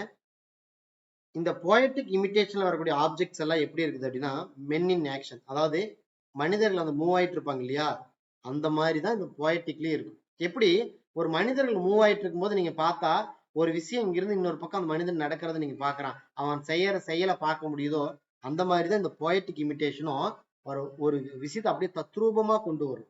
பட் இந்த பெயிண்டிங்ல அப்படி இருக்காது. பெயிண்டிங் என்ன பண்ணும், ஒரு பொருளை காட்டிச்சுன்னா அந்த பொருள் அப்படியே நிலையா இருக்கிற மாதிரி தான் காட்டும். பட் ஆனா போயட்டிக்ல வரக்கூடிய விஷயம் எப்படி இருக்கும், அது அப்படியே நிலையா இருக்கிற மாதிரி காட்டாது, ஒரு மூவிங் ஆக்ஷன்ல காட்டும். அந்த மாதிரி தான் objects of poetic imitation are men in action in internal or external ஆக்ஷனா இருக்கு. இன்டர்னலாவும் இருக்கலாம், எக்ஸ்டர்னல் ஆக்ஷனா இருக்கும். சில நேரம் இன்டர்னல் ஆக்ஷன் நீங்க புரிஞ்சுக்கணும், அது எப்படி எக்ஸ்டர்னல் அப்படின்னா அவனுடைய உடல் அசைவுகளை வச்சு சொல்லலாம். பட் ஆனா இன்டர்னல் அப்படிங்கும்போது அவனோட உள் உணர்வுகளை வச்சு சொல்லலாம். அப்ப இது ரெண்டையுமே எடுத்து பேசுது இந்த போயட்டிக் இமிட்டேஷன் அப்படின்னு சொல்றாரு. So the poet recreates reality creatively. இந்த ரியாலிட்டி என்ன பண்றாரு, ரீக்ரியேட் பண்றாரு. ஆல்ரெடி அவர் ஒரே கான்செப்ட் சொல்லிட்டாரு. இந்த இமிட்டேஷன் பத்தி சொல்லும் போது இமேஜினரி ரீக்ரியேஷன், இமேஜின் பண்ணி ரீக்ரியேஷன் பண்றாரு, ரியாலிட்டியை கொண்டு வராங்க அப்படின்னு அவரே சொல்லிட்டாரு. So that same concept, the poet recreate reality கிரியேட்டிவிட்டியோட கொண்டு வராங்க அப்படின்னு சொல்றாரு. அடுத்த பாயிண்ட், ஹிஸ்டரிக்கும் போயட்ரியும் ஒரு கம்பேரிசன். போயட்ரி எப்படி சொல்றாருன்னா, poetry in the sense is superior over history. ஹிஸ்டரியை கம்பேர் பண்ணும்போது எது உயர்வானதை எடுத்துக்கலாம், போயட்ரின்னு சொல்லி அரிஸ்டாட்டில் சொல்றாரு. இங்க போயட்ரியா ஹிஸ்டரியா அப்படின்னா போயட்ரி தான் உயர்வானது. History tells us what has happened. ஹிஸ்டரிங்கிறது என்ன பண்ணும், என்ன நடந்துச்சு அப்படிங்கிறது, நடந்து முடிஞ்ச விஷயத்தை மட்டும்தான் சொல்லும். But poetry டெல்ஸ் us what may happen. இது நம்ம வந்து கற்பனைக்கு அப்பாற்பட்டது, என்ன நடக்கலாம் அப்படின்னு சொல்லும். ஹிஸ்டரி நடந்து முடிஞ்சதை சொல்லிட்டு போயிடும், அவ்வளவுதான் அது ஹிஸ்டரி. பட் ஆனா போயட்ரி என்ன பண்றாரு, போயட்ரி இஸ் த ப்ராப்பர்ட் மாதிரி அவன் என்ன பண்றான், எதிர்காலத்துல என்ன நடக்க போகுது அப்படிங்கறத சொல்றாரு. அதனாலதான் இவர் என்ன பண்றாரு, ஹிஸ்டரியை விடவும் போயட்ரிங்கிறது சுப்பீரியர்னு சொல்லி அரிஸ்டாட்டில் சொல்றாரு. அடுத்தது, இந்த ஹிஸ்டரி ரெப்ரசன்ஸ் த பர்டிகுலர், ஏதாவது ஒரு பர்டிகுலரை மட்டும்தான் ரெப்ரசன்ட் பண்ண முடியும். பட் ஆனா போயட்ரி அப்படிங்கிறது பர்டிகுலர் கிடையாது, யூனிவர்சலா ரெப்ரசன்ட் பண்ணும் அப்படிங்கிற விஷயத்த எடுத்துக்காட்டுறாரு. தென் நெக்ஸ்ட், இந்த poetry as a permanent appeal, இது வந்து பெர்மனன்டான ஒரு அப்பீல், நிலையானதா இருக்கும். Poetry in this light can be equated with philosophy. இப்ப பெர்மனண்டா இருக்குன்னு சொல்லியாச்சு, பெர்மனன்ட் அப்பீல்னு சொல்லியாச்சு. ஒரு பிலாசபியை ஒன்ஸ் உருவாக்கிட்டா அந்த பிலாசபி எப்பொழுதும் மாறாது. அப்போ இந்த பிலாசபிங்கிறது அதுதான், ஒரு நிலையான கான்செப்ட் கொடுக்குது இல்லையா, அந்த மாதிரி தான் இந்த போயட்ரி என்ன பண்ணுது, ஒரு நிலையான கான்செப்டை கொடுக்கும் அப்படின்னு சொல்லிட்டு அரிஸ்டாட்டில் வந்து தன்னுடைய கான்செப்டை எடுத்து தீவிரமா பேசுறாரு. அதுக்கு அடுத்தது அரிஸ்டாட்டிலுடைய டிஃபென்ஸ் ஆஃப் ஆர்ட். நம்ம ஆல்ரெடி டிஃபெக்ட்ஸ் ஆஃப் த போயட்டிக்ஸ், போயட்டிக்ஸ்ல இருக்கக்கூடிய குறைபாடுகள் என்னன்னு பார்த்தோம். இப்போ ஆர்ட்டை எப்படி டிஃபென்ஸ் பண்றாரு அப்படிங்கிறது அரிஸ்டாட்டிலுடைய வியூல பார்க்க போறோம். ஆல்ரெடி நம்ம லாஸ்ட் கிளாஸ்ல பிளாட்டோனுடைய வியூவை பார்த்தோம், இங்க அரிஸ்டாட்டிலுடைய வியூவை பார்க்கணும்.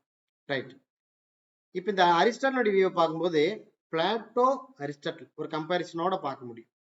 இங்க என்ன விஷயம் அப்படின்னா, ரிஜெக்ஷன் ஆஃப் பிளாட்டோஸ் டியூயலிசம்.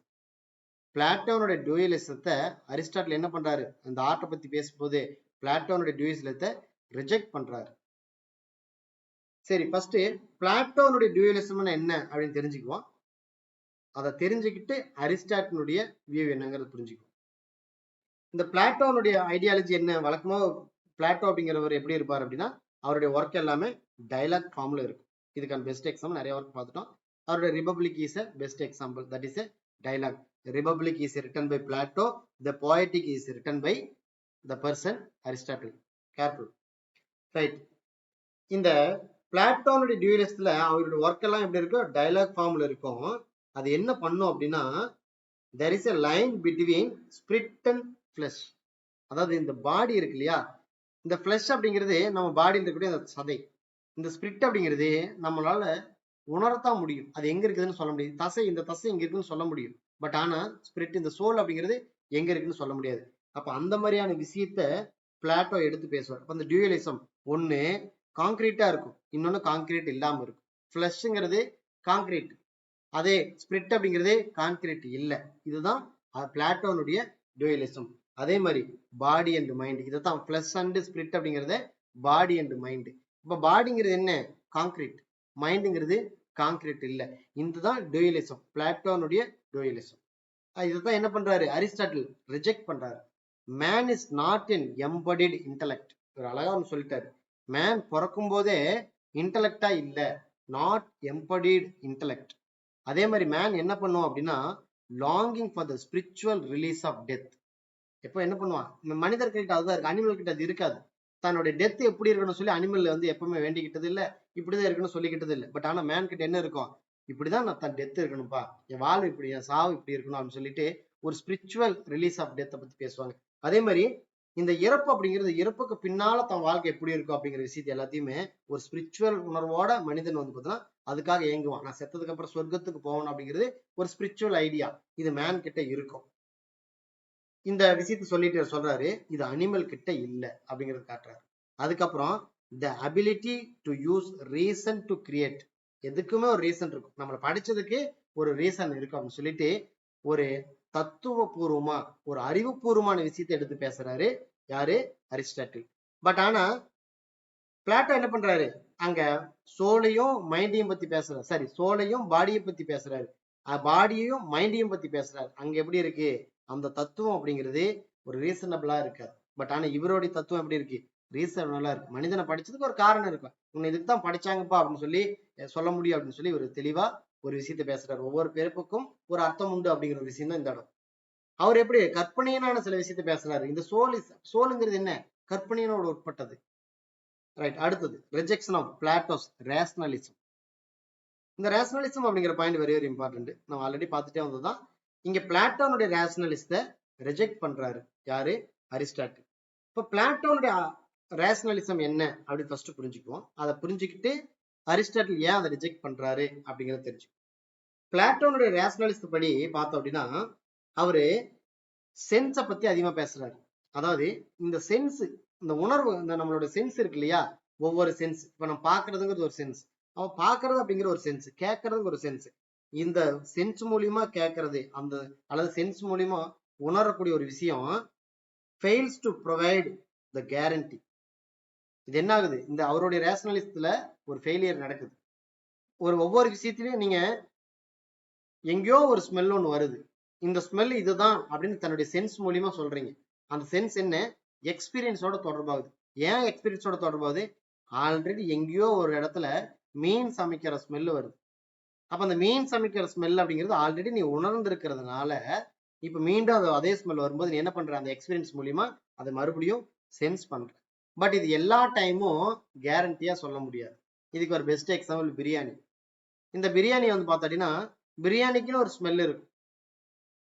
அப்ப இந்த பிரியாணி வந்து செஞ்சதுக்கு அப்புறம் எங்கேயோ வீட்டுல செஞ்சா இது பிரியாணின்னு சொல்ல முடியும். சம்டைம்ஸ் இது ஃபெயிலியரா இருக்கு, பட் ஆனா அது என்னவா இருக்கு, வேற ஒரு இதா இருக்கு, அது பிரியாணியே இல்லாம இருக்கு. எங்கேயோ ஒரு இடத்துல சரி அந்த விஷயம் வேணாம், ஒரு நெகட்டிவான ஒரு கான்செப்ட் அது, ரைட் விட்டுருக்கு. ஸோ அதனால பிரியாணி எல்லா வீட்லயும் இது பிரியாணி தான் சொல்ல முடியாது. சில வீட்டுல வந்து பார்த்தீங்கன்னா அது நான் வெஜ்ஜா இருக்கு, அங்க நான்வெஜ்ஜா இருக்கு, ரைட். அந்த மாதிரி சென்ஸ் மூலியமா இருக்கிறது அந்த எக்ஸ்பீரியன்ஸ் அப்படிங்கிறது ஃபெயிலியர் ஆகிறதுக்கு சான்சஸ் இருக்கு அப்படிங்கிற ஒரு விஷயம் இருக்கு. அதுதான் இதுதான் வந்து பார்த்தீங்கன்னா பிளாட்டோனுடைய ரேஷனலிசம். ஸோ பிளாட்டோனுடைய rationalism sense experience fails to provide us with guarantee. அவர் என்ன சொல்றாரு, கரெக்டான கேரண்டி இருக்காதுன்னு சொல்லி யாரு சொல்றா, பிளாட்டோ சொல்றாரு. That is the concept of Plato. But இங்க அரிஸ்டாட்டில் என்ன சொல்றாருன்னா வி மஸ்ட், இவர் என்ன சொல்றாரு, நீங்க அந்த மாதிரி அவர் சொல்ற அதே மாதிரி விஷயத்தை எல்லாத்தையும் நீங்க எடுத்துக்க வேண்டியது, அந்த மாதிரி பிளாசிபி எடுத்துக்க வேண்டியது இல்ல. ஃபர்ஸ்ட் நீங்க என்ன பண்ணணும் அப்படின்னா ஸ்டடி த ஹியூமன்ஸ். ஃபர்ஸ்ட் மனிதர்களை போய் படிங்க. எப்படி விலங்கினங்களை படிக்கிறீங்களோ அதே மாதிரி மனிதர்களை படிங்கன்னு சொல்லி அரிஸ்டாட்டில் சொல்றாரு. மனிதர்கள் விலங்கினங்களை படிக்கும் போது என்னன்னா அதனுடைய நேச்சர் என்ன அப்படின்னு சொல்லி நீங்க ஃபைண்ட் அவுட் பண்ணிக்கிறீங்க இல்லையா. விலங்குனா இதுக்குன்னு ஒரு நேச்சர் இருக்கு. அப்ப இதனுடைய நேச்சர் உங்களால ஃபைண்ட் அவுட் பண்ற மாதிரி மனிதர்கிட்டயும் நேச்சர் இருக்கு. அதனால முதல்ல மனிதர்களை படிங்க அப்படின்னு சொல்லி சொல்றாரு. ஸோ அப்படி படிச்சீங்க அப்படின்னா நீங்க சில விஷயங்களை உணர்வுபூர்வமா புரிஞ்சுக்க முடியும். அப்போ அவர் ஆல்ரெடி பிளாட்டோ என்ன சொல்றாரு, அவரோட ரேஷனலிஸ்ட்ல இருந்து இது மாறுபட்ட ஒரு கருத்து. அவர் என்ன சொல்றாரு அப்படின்னா அனிமலை வந்து இம்பார்ட்டன்ஸ் கொடுப்போம், அப்படி மனிதர்களை தாண்டி இந்த ஸ்பைசஸ் பத்தின இம்பார்ட்டன்ஸ் கொடுப்போம். அப்படி இவரு ஸ்பைசஸையும் படிங்க, அது ஸ்பைசஸை படிக்கிற மாதிரியே மனிதர்களே படிங்க. What is and not appropriate for human and human societies. அப்படி படிச்சா தான் மனிதருக்கு எது அப்ரோப்ரியேட் ஆனது எது அப்ரோப்ரியேட் இல்லை அப்படிங்கிறது புரிஞ்சிக்க முடியும் அப்படின்னு சொல்லிட்டு அரிஸ்டாட்டில் மனிதர்களை படிக்க சொல்றாரு. அதுக்கு அடுத்த point rejection, that mimesis is mirroring of nature. அடுத்தது ரிஜெக்ஷன் ஆஃப் மிமெசிஸ். ஆல்ரெடி நம்ம மிமெசிஸ் இவரோட பாயிண்ட் அப்படி என்னங்கிறது பார்த்துட்டோம். ஆல்மோஸ்ட் நம்ம எண்ட் ஆஃப் த கான்செப்ட்ல இருக்கு இந்த இன்னைக்கு டுடே செஷன்ல, ரைட். அரிஸ்டாட்டில் எப்படி சொல்றாரு அப்படின்னா இந்த மிமெசிஸ் அப்படிங்கறத நம்ம புரிஞ்சுக்கணும், இமிடேஷன் தான். ஆர்ட்டும் இமிடேஷனையும் நம்ம பார்த்துட்டு இருக்கோம். Aristotle established that art is not useless. Aristotle எதை காட்டுறாரு, ஆர்ட் அப்படிங்கிறது யூஸ்லெஸ் இல்ல, ஆர்ட் அப்படிங்கிறது நேச்சுரலா இருக்கக்கூடிய ஒரு விஷயம். அதுக்கப்புறம் சில விஷயங்கள் அதை ப்ரொவைட் பண்றாரு, ஆர்ட் பத்தினது யூஸ்லெஸ் இல்ல அது நேச்சுரல் சொல்லி ப்ரொவைட் பண்றாரு. எப்படின்னா art is natural for human being to imitate. அதாவது ஒரு விஷயத்தை இமிடேட் பண்றது அப்படிங்கிறது ஹியூமன் பீயிங்கே இருக்கக்கூடியது ஒரு நேச்சுரலான ஒரு ஆர்ட் தான். அதுக்கு அடுத்து சொல்றாரு இந்த ஹியூமன் சொசைட்டில இருக்கக்கூடியது, அதாவது எனி ஹியூமன் சொசைட்டி, அதுவும் குறிப்பா என்ன சொல்றாரு, ஹெல்த்தியா இருக்கக்கூடிய அந்த human society will be a society. அதுவே அன்ஹெல்த்தியா இருக்கக்கூடிய சொசைட்டின்னு சொல்லக்கூடாதுங்கிறாரு. ஹெல்த்தியா இருக்கக்கூடிய அந்த human society will be a society. அங்க என்ன இருக்கும், அப்படி அந்த மாதிரி சொசைட்டில என்ன இருக்கும், தேர் இஸ் இமிடேட்டிவ் ஆர்ட். அங்க ஒரு இமிடேட்டிவ் அப்படிங்கிறது இருக்கும். அப்ப இமிடேட்டிவ் அப்படிங்கிறது ஒரு ஆர்ட்டா எடுத்து காட்டுறாரு. அதுக்கப்புறம் இந்த பாயிண்ட் கேர்ஃபுல்லா அண்டர்ஸ்டாண்ட் பண்ணீங்க. Nothing is more natural than for children to pretend. இந்த சில்ட்ரன் பாசாங்க செய்யறாங்க இல்லையா, அதை விடவும் நேச்சுரலான விஷயம் எதுவுமே இல்லை. அப்ப இந்த சில்ட்ரன் என்ன பண்ணுவான், யாரோ ஒரு விஷயத்தை செஞ்ச மாதிரி அதே மாதிரி எடுத்து செய்வான், அதுல எந்த ஒரு விஷயத்தையும் ஆட் பண்ண மாட்டான். இப்போ நல்ல ஒரு இப்ப நம்ம நல்ல பெரிய மனிதர்கள் வந்து பார்த்தோம் அப்படின்னா இமிடேட் பண்ணும்போது இன்னும் கொஞ்சம் சில எக்ஸ்ட்ரா சில விஷயத்தை ஆட் பண்ணிக்குவாங்க. ஒருத்தர் மாதிரி அப்படியே பேசுனா இன்னும் கொஞ்சம் எக்ஸ்ட்ரா ஆட் பண்ணிக்குவாங்க. டீச்சர் மாதிரி இன்னொரு நடிச்சு காட்டினா இன்னும் கொஞ்சம் சில விஷயம் எக்ஸ்ட்ரா ஆட் பண்ணிக்கலாம். பட் ஆனா சில்ட்ரன் ஸ்கூலுக்கு போயிட்டு வந்ததுக்கு அப்புறம் அந்த டீச்சர் மாதிரியே வீட்டுல பண்ணுவாங்க, அதுல எந்த ஒரு எக்ஸ்ட்ராக்ஷனும் இருக்காது, அப்படியே அங்க பண்ணுனது அப்படியே எடுத்து பண்ணுவாங்க. அந்த மாதிரி சில்ட்ரன் பிரிட்டன் பண்ற மாதிரி வேற எந்த ஒரு நேச்சுரலான விஷயமும் இல்லை. அதுக்கு அடுத்த point art production and training is necessary. அதாவது ஆர்ட் ப்ரொடக்ஷன் அண்ட் ட்ரைனிங் அப்படிங்கிறது நெசசரி பார்ட் அப்படிங்கிறாரு. ஏன்னா it encourages the imaginative manipulation of ideas. ஐடியாஸை வந்து பார்த்தீங்கன்னா இமேஜினேட்டிவ் பண்றதுக்கு என்கரேஜ் பண்ணுது அப்படிங்கிறார். அப்போ அது என்ன பண்ணுது? ப்ரொடக்ட் பண்றது. நீங்க ஒரு இதை இமிட்டேட் பண்றது, ப்ரொடக்ஷன் பண்றது ஒரு ஆர்ட் அப்படின்னு சொல்றாரு. இங்க என்னத்த வெளிப்படுத்துறாரு அப்படின்னா, நத்திங் இஸ் மோர் நேச்சுரல். இதை விட நேச்சுரலானது இல்லை. எதை விட? Human beings to create using their imagination. இந்த தன்னுடைய இமேஜினேஷன் பவரை யூஸ் பண்ணி இந்த மனிதர்கள் கிரியேட் பண்ணக்கூடிய விஷயம் இருக்கு இல்லையா, அதை விட ஈக்குவலான விஷயம் வேற எதுவுமே இல்லை அப்படின்னு சொல்லிட்டு வெளிப்படுத்துறாரு அரிஸ்டாட்டில். அதுக்கு அடுத்தது நல்லா சொல்றாரு, ஆர்ட்ங்கிறது இமிட்டேஷன் இருந்தாலுமே இது என்னது? It is an imaginative use of concept. Art அதாவது இமிட்டேஷன் தான். ஒரு போயட்ரிங்கிற ஒரு போயட் என்ன பண்றாரு? ஒரு இமிட்டேஷன் எடுத்துக்கிறாரு. அது இமிட்டேஷன் தான். இருந்தாலும் அது எப்பேற்பட்ட எப்படி பார்க்கணும்? இமேஜினேட்டிவோட இருக்குது. ஆல்ரெடி இந்த இமேஜினேஷன்ங்கிற வார்த்தை நம்ம முன்னாடியே பார்த்துட்டோம். இமிட்டேஷன், இமேஜினேஷன்ங்கிற வார்த்தையை பார்த்துருக்கோம் இன்னைக்கு கிளாஸ்லயே. ஏன் இமேஜினேட்டிவா இருக்குது. இமேஜினேட்டிவ் ஆஃப் ரீக்ரியேஷன் பார்த்தோம். அப்ப இங்க என்ன பண்றான்? கான்செப்டை யூஸ் பண்ணி இமேஜினேட்டிவ் பண்றான். அப்ப art is conceptual and intellectual. ஆர்ட்ங்கிறது என்ன? ஒரு கான்செப்சுவலா இருக்கும், ஒரு இன்டெலெக்சுவல் அப்படிங்கிறது இருக்குது. ஆர்டிஸ்டும் சரி, ஆர்ட்டும் சரி, ஒரு இன்டெலெக்சுவல் ஆக்டிவிட்டிஸ் அப்படின்னு சொல்லி அரிஸ்டாட்டில் சொல்றாரு. அடுத்தது அரிஸ்டாட்டில் என்ன சொல்றாருன்னா, குட் ஆர்ட், நல்ல ஆர்ட் அப்படிங்கிறது டேஞ்சர் கிடையாது, டிசப்டிவ் கிடையாது அப்படிங்கிறாரு. பட் ஆனா பிளாட்டோ என்ன சொல்லுவாரு? Art is deceptive, art is dangerous சொல்லியிருப்பா அப்படி. பட் அரிஸ்டாட்டில் அகைன்ஸ்ட், அதுக்கு அப்படியே அது டேஞ்சரும் கிடையாது, டிசப்டிவும் கிடையாது அப்படிங்கிறாரு. அதுக்கு அடுத்து artist portray reality to be successful. எப்பொழுதுமே என்ன பண்ணுவாங்க? ரியாலிட்டியை சக்சஸ்ஃபுல்லா எடுத்து காட்டிடுவாங்க இந்த ஆர்டிஸ்ட். அதுக்கான ஒரு எக்ஸாம்பிள் வந்து பாத்தீங்கன்னா இந்த டிராமாவை எடுத்து காட்டுறாரு. டிராமா வந்து பாத்தீங்கன்னா ஒரு சைக்காலஜிக்கல் ரியாலிட்டியை அக்யூரேட்டா எடுத்து காட்டும். அதுல வரக்கூடிய கேரக்டர்ஸ் எல்லாம் பாத்தீங்கன்னா ஒரு சைக்காலஜிக்கல் ரியாலிட்டி எடுத்து நமக்கு அப்படியே காட்டும். இந்த மாதிரி இருந்துச்சு அப்படின்னு நீயும் இப்படி துன்பப்படுவ, இந்த மாதிரி நீ நல்லா இருந்தா அப்படின்னா உங்க வாழ்க்கையும் இப்படி நல்லா இருக்கும்னு சொல்லி அந்த டிராமா ஆடியன்ஸ்க்கு எடுத்து காட்டுற மாதிரி, சைக்காலஜிக்கல் ரியாலிட்டி எடுத்து காட்டுற மாதிரி ஆர்டிஸ்டும் என்ன பண்றாங்க அப்படின்னா அந்த போயட்ரியை சக்சஸ்ஃபுல்லா ரியாலிட்டி எடுத்து காட்டுறாங்க. அதுக்கு அடுத்தது ஆர்ட் என்ன டீச் பண்ணுது? எஃபெக்டிவா எதை டீச் பண்ணுது? சரி, ஆர்ட் நமக்கு என்ன பண்ணுது அப்படின்னா டீச் பண்ணுது, எஃபெக்டிவா டீச் பண்ணுது. அதே மாதிரி இந்த ஆர்ட் என்ன பண்ணுது? ட்ரூத்தை டீச் பண்ணுது, உண்மையை நமக்கு டீச் பண்ணுது. இதே art reveal some truth of human nature, இந்த ஹியூமன் நேச்சர் பத்தின விஷயத்தை ரிவியல் பண்ணுது. அப்ப ஹியூமன் நேச்சர் படிங்கன்னு சொல்றது யாரு? அரிஸ்டாட்டில். நீங்க எப்படி விலங்கினங்களை படிக்கிறீங்களோ அதே மாதிரி ஹியூமன் நேச்சரையும் படிங்க. விலங்கினோட ரியாலிட்டி தெரிஞ்சுக்கிற மாதிரி மனிதர்களுடைய ரியாலிட்டியும் தெரிஞ்சுக்காங்க அப்படிங்கிறதையும் அரிஸ்டாட்டில் சொல்றாரு. அதுக்கு அடுத்தது ஆர்ட் அப்படிங்கிறது இந்த, அதுவும் குறிப்பா இந்த சென்சுவஸ் ஆர்ட் அப்படிங்கிறது நாட் அ பேட் திங், அது ஒன்றும் தவறான செயல் கிடையாது. அதுக்கப்புறம் Aristotle did not believe that mind was one thing. இவர் என்ன விஷயம்னா ஒரு விஷயத்த நம்பவே இல்லை. என்ன அப்படின்னா மைண்ட் அப்படிங்கிறது ஒண்ணு, இந்த பாடி அப்படிங்கிறது இன்னொன்னு அப்படிங்கறத நம்பல. அதான் நம்ம ஆல்ரெடி பார்த்துட்டோம். பிளாட்டோனுடைய டியூயலிசத்துக்கு அகைன்ஸ்டா இருக்கிறாரு. பிளாட்டோனுடைய டியூயலிஸ்ட் என்ன? மைண்ட் அப்படிங்கிறது வேற, பாடி அப்படிங்கிறது வேற, தனித்தனியா வச்சு காட்டுறாரு. இவர் என்ன சொல்றாரு? இது பிலீவ் பண்ணவே இல்லை. மைண்டுங்கிறது ஒண்ணு, பாடிங்கிறது ஒண்ணுன்னு சொல்லி பிலீவ் பண்ணவே இல்லை. அதனாலதான் அரிஸ்டாட்டில் இஸ் சயின்டிபிக் கிரிட்டிக் அப்படிங்கிறான். இதுதான் இங்கதான் சயின்ஸ் அப்ளை ஆகுது. ஏன்னா நம்ம பாடிக்குள்ள மைண்டுங்கிறது எங்க இருக்குதுன்னே நமக்கு தெரியாது. அப்போ உங்களால புரிஞ்சுக்க முடியும். இங்க என்ன சொல்றாரு? மைண்டு வேற, பாடி வேற அப்படின்னு சொல்றது பிளாட்டோ.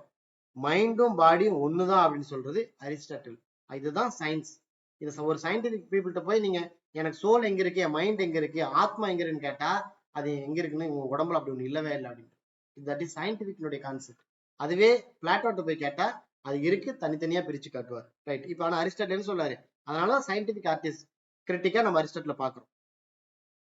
அடுத்தது only way of acquiring knowledge at all. எல்லா வகையிலையும் உங்க நாலேஜை அக்வயர் பண்றதுக்கு ஒரே ஒரு வழி என்ன அப்படின்னா, அக்கார்டிங் டு அரிஸ்டாட்டிலோட ஐடியா படி என்ன அப்படின்னா, த்ரூ த சென்சஸ். சென்சஸ் மூலியமா நிறைய விஷயத்தை டெவலப் பண்ணுங்க, எக்ஸசைஸ் பண்ணுங்க, ஷார்பன் பண்ணுங்க. அதுதான் ஒரே ஒரு வழி. So according to Aristotle only way of acquiring the knowledge அப்படின்னா was through the senses. Senses மூலியமா அதை டெவலப் பண்றது தான். ஸோ டெவலப்பிங், அதை டெவலப் பண்ணிட்டு என்ன பண்ணணும்? ப்ராக்டிஸ் பண்ணணும், எக்ஸசைஸ் பண்ணுங்க. அண்ட் அதை டெவலப் பண்ணது ஷார்பன் பண்ணுங்க. Though senses through art was healthy. அது எப்படி இருக்கணும்? ஹெல்த்தியானதால இருக்கணும். அந்த ஆர்ட் எப்படி இருக்கும்? ஹெல்த்தியா இருக்கும். ஒரு வகையில நீங்க அதை டெவலப் பண்ணுங்க அப்படின்னு சொல்லிட்டு, அப்படி டெவலப் பண்ணா நாலேஜ் உங்களுக்கு கிடைக்கும் அப்படின்னு சொல்லி அரிஸ்டாட்டில் சொல்றாரு. அதுக்கு அடுத்து point, art was not constant with sensual pleasures. இந்த சென்சுவல் பிளஸர் பத்தி பேசுறது யாரு? பிளாட்டோ பேசுறாரு. இவர் என்ன சொல்றாரு? சென்சுவல் பிளஸர் கான்செப்ட் பண்றது ஆர்ட் இல்ல. இது என்ன பண்ணும்? ஆர்ட் அப்படிங்கிறது நீங்க ஏதோ மன பிராந்தியில ஃபாலோ பண்றது கிடையாது, இன்டலெக்சுவலா ஃபாலோ பண்ணும், கான்செப்சுவல் அப்பையரோட அது இருக்கும் அப்படிங்கிறது தான் ஆர்ட் அப்படின்னு சொல்லி சொல்றாரு. அதுக்கு அடுத்தது அரிஸ்டாட்டிலுடைய வியூ அப்படிங்கிறதுலயே குட் ஆர்ட், ஒரு நல்ல ஆர்ட் அப்படிங்கிறது என்ன இருக்கும்? மொராலிட்டி அண்ட் ட்ரூத் அப்படிங்கிறது நல்ல ஆர்ட்ல இருக்கும். இதுக்கான ஒரு எக்ஸாம்பிள் வந்து பார்த்தீங்கன்னா இந்த டிராஜிக் டிராமா பத்தி சொல்றாரு. இந்த டிராஜிக் டிராமா எப்பொழுது என்ன பண்ணும்? Teachers morality. இந்த வழக்கமாவே உங்களுக்கு இந்த ரொம்ப வெரி இம்பார்ட்டன்டான ஒரு கான்செப்ட். இது எண்ட் ஆஃப் தி ஸ்லைடு. இந்த கான்செப்டை மிஸ் பண்ணிடாதீங்க. டிராஜிக் டிராமா பத்தி ஒரு விஷயம் பேசுறோம், கெத்தார்சிஸ் பத்தி பேச போறோம். இந்த டிராஜிக் டிராமால நீங்க ஒரு விஷயத்தை புரிஞ்சுக்கலாம். அந்த டிராமா ஒரு நல்ல ஒரு சூப்பரான ஒரு ஸ்டேட்மெண்ட் ஓப்பன் ஆகி ஒரு டிராஜிக்கை நோக்கி நகரும். அப்படி நகரும் போது ஒரு மொராலிட்டி, ஒரு நீதியை வந்து ஆடியன்ஸ்க்கு கிடைக்கும்.